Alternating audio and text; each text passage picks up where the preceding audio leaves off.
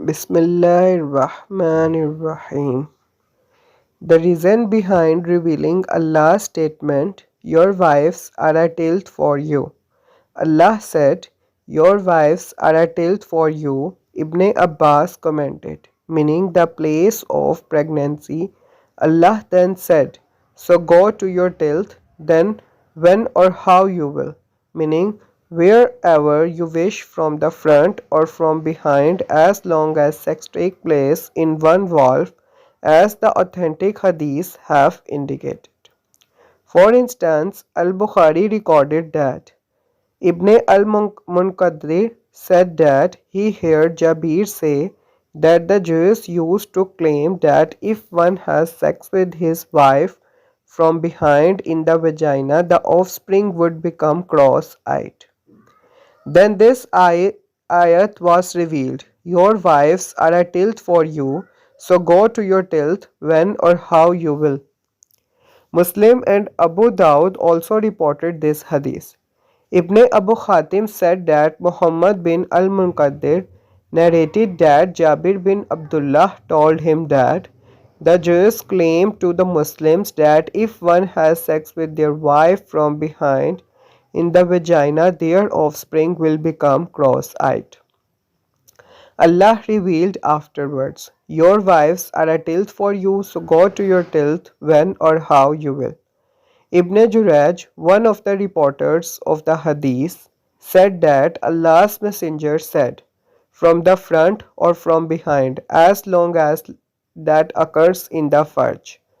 Imam Ahmad recorded that Ibn Abbas said, "The ayat, 'Your wives are a tilt for you,' was revealed about some people from the Ansar who came to the Prophet and asked him.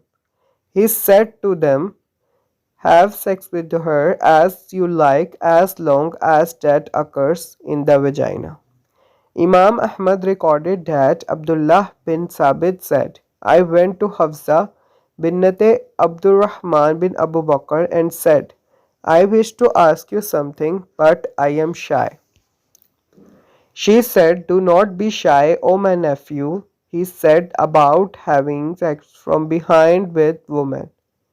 She said, 'Salama told me that the Ansar used to refrain from having this from behind. The Jews claim that those who have this with their women from behind would have offspring with crossed eyes.' When the Muhajirun came to Al-Madinah, they married Ansar women and had sex with them from behind. One of these women would not obey her husband and said, 'You will not do that until I go to Allah's Messenger and ask him about this matter.' She went to Salama and told her the story. Salama said, 'Wait until Allah's Messenger comes.' When Allah's Messenger came, the Ansari woman was shy to ask him about this matter, so she left. Salama told Allah's Messenger the story and he said, 'Summon the Ansari woman.' She was summoned and he recited this ayat to her. 'Your wives are a tilt for you, so go to your tilt when or how you will.' He added, 'Only in one valve, the vagina.' This hadith was also collected by At-Tirmizi, who said Hassan. An-Nasai reported that Kab bin Alqama said that Abu an-Nadir said that. He asked Nafi, "The people are repeating the statement that you relate from Ibn Umar that he allowed sex with women in their rear anus." He said, "They have said a lie about me, but let me tell you what really happened. Ibn Umar was once reciting the Qur'an while I was with him, and he reached the ayat, 'Your wives are a tilt for you, so go to your tilt when or how you will.' He then said, 'O Nafi, do you know the story behind this ayat?' I said, 'No.' He said, 'We, the people of Quraysh, used to have sexual intercourse with our wives from the back in the vagina. When we migrated to Al-Madinah and married some Ansari women, we wanted to do the same with them. They disliked it and made a big issue out of it. The Ansari women had followed the practice of the Jews who have them with their women while they lay on their sides. Then Allah revealed, your wives are a tilt for you, so go to your tilts when or how you will. This has an authentic chain of narrators. Imam Ahmad reported that Khuzaimah bin Thabit al-Khatami narrated that Allah's messenger said, Allah does not shy from the truth. He said it thrice. Do not have anal sex with women. This hadith was collected by An-Nasai and Ibn Majah.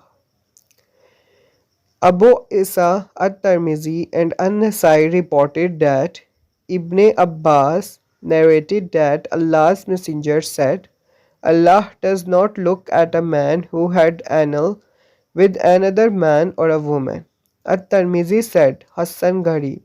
This is also the narration that Ibn Habban collected in this Sahih, while Ibn Hazm stated that this is an authentic hadith.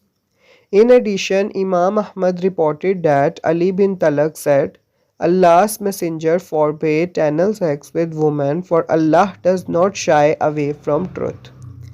Abu Isa at-Tirmizi also reported this hadith and said Hassan. Abu Muhammad Abdullah bin Abdurrahman Darimi reported in his Musnad that Sayyid bin Yasser Abu Hubab said, I said to Ibn Umar, what do you say about having sex with women in the rear? He said, what does it mean? I said, anal sex. He said, does a Muslim do that? This hadith has an authentic chain of narrators and is an explicit rejection of anal sex from Ibn Umar. Abu Bakr bin Ziyad Niaspuri reported that Ismail bin Ruh said that he asked Malik bin Anas, what do you say about this matter with women in the anus? He said, you are not an Arab. Does sex occur but in the place of pregnancy? Do it only in the farj vagina. I said, O Abu Abdullah, they say that you allow that practice. He said, they utter a lie about me. They lie about me. This is Malik's firm stance on this subject. It is also the view of Sayyid bin Musayyab, Abu Salama, Ikrimah, Tawus, Atta, Sayyid bin Jubair, Urwah bin Az-Zubair, Mujahid bin Jabir al-Hassan and other scholars of the Salaf, the companions and the following two generations after them. They all, along with the majority of the scholars, harshly rebuked the practice of anal sex, and many of them called this practice a kufr.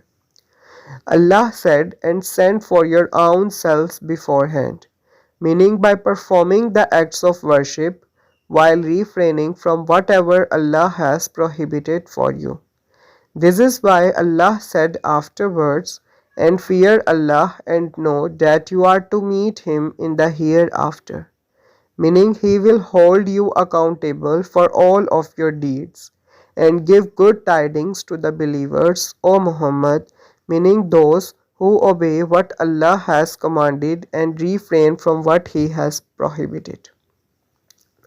Ibn Jarir reported that Atta said or related it to Ibn Abbas, and send for your own selves beforehand means mention Allah's name by saying Bismillah before having sexual intercourse. Al-Bukhari also reported that Ibn Abbas narrated that Allah's messenger said, if any one of you on having such relations with his wife said, in the name of Allah, O Allah, protect us from shaitan and also protect what you bestow upon us, the coming offspring from shaitan, and if it is destined that they should have a child, then shaitan will never be able to harm him. And make not Allah's name an excuse in your oaths against doing good and acting piously, and making peace among mankind, and Allah is all hearer, all knower.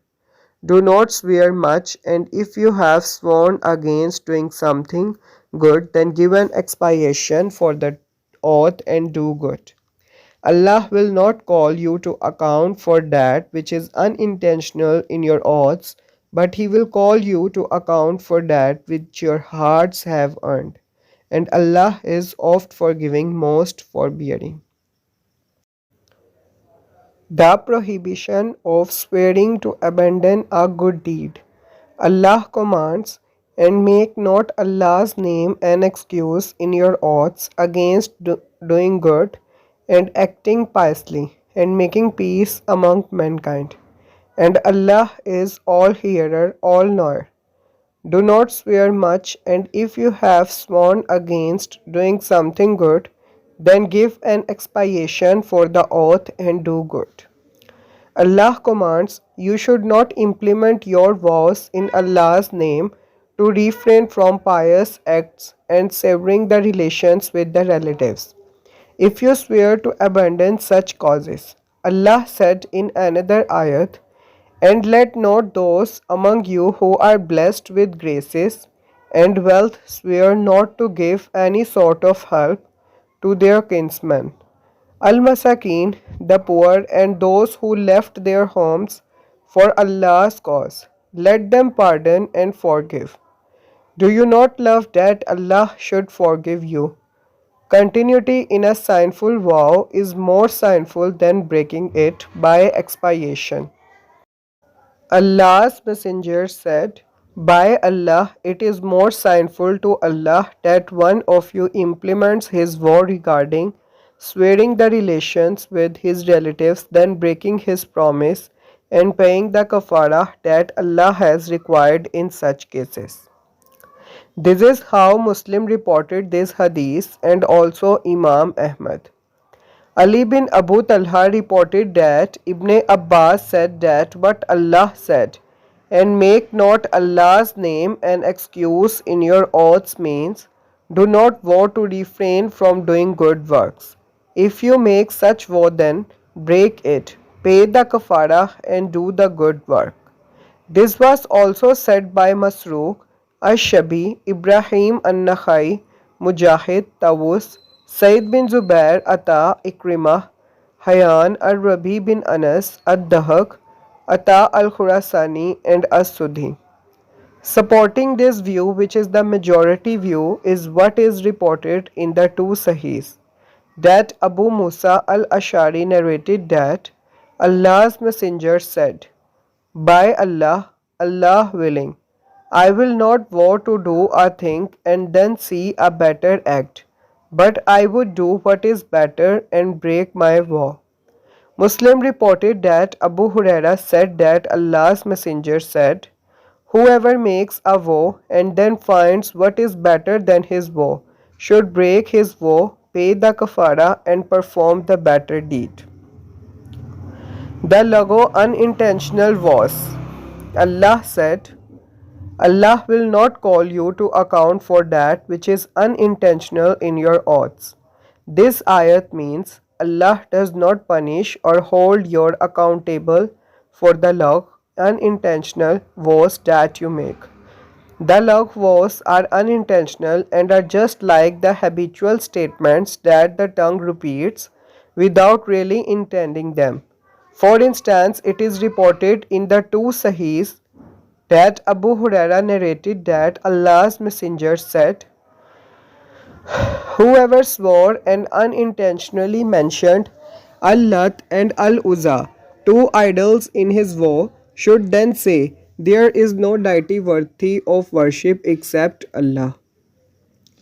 The messenger said this statement to some new Muslims whose tongues were before Islam used to vowing by their idol Al-Lat. Therefore, the Prophet ordered them to intentionally recite the slogan of Ikhlas, just as they mentioned these words by mistake, so that the word of Ikhlas may eradicate the word of Shirk. This is why Allah said, but He will call you to account for that which your hearts have earned. And in another ayat, for your deliberate oaths, Abu Dawud reported under chapter. The laghu was that Atta said that Aisha said that Allah's messenger said, The law in the verse includes what the man says in his house, such as no, by Allah, and yes, by Allah. Ibn Abu Khatim reported that Ibn Abbas said the lago was include vowing while angry. He also reported that Ibn Abbas said the lago vow includes vowing to prohibit what Allah has allowed, and this type does not require a kafara expiation. Similar was said by Said bin Jubair. In addition, Abu Dawud related under chapter vowing while angry that Said bin Musayyib said that two Ansari brothers both received inheritance, and one of them asked that the inheritance be divided. His brother said, "If you ask me about dividing the inheritance again, then all of what I have will be spent on the Kaaba's door." Umar said to him, "The Kaaba does not need your money, so break your vow, pay the kafara, and come to terms with your brother." I heard Allah's Messenger saying, "Do not make a vow against yourself, nor to disobey the Lord, cut the relations of the womb, or dispose of what you do not own." Allah said, "But He will call you to account for that which your hearts have earned." Ibn Abbas, Mujahid, and several others said that this ayat means swearing about a matter while knowing that he is lying. Mujahid and others said this ayat is similar to what Allah said, "But He will punish you for your deliberate oaths." Allah said, "And Allah is oft forgiving, most forbearing," meaning He is oft forgiving to His servants and most forbearing with them. Those who take an oath not to have sexual relation with their wives must wait for 4 months. Then if they return, verily Allah is oft forgiving, most merciful. And if they decide upon divorce, then Allah is all hearer, all knower. The Ilah and its rulings. Allah says, "Those who take an oath not to have sexual relation with their wives must wait for 4 months. Then if they return, verily Allah is oft forgiving, most merciful." Ilah is a type of vow where a man swears not to sleep with his wife for a certain period, whether less or more than 4 months. If the vow of Ilah was for less than 4 months, the man has to wait for the vow's period to end, and then he is allowed to have sexual intercourse with his wife. She has to be patient, and she cannot ask her husband in this case to end his vow before the end of its term. It is reported in the two Sahihs that Aisha said that Allah's Messenger swore he would stay away from with his wives for a month. He then came down after 29 days, saying, "The lunar month is 29 days." Similar was narrated by Umar bin al-Khattab and reported in the two Sahihs.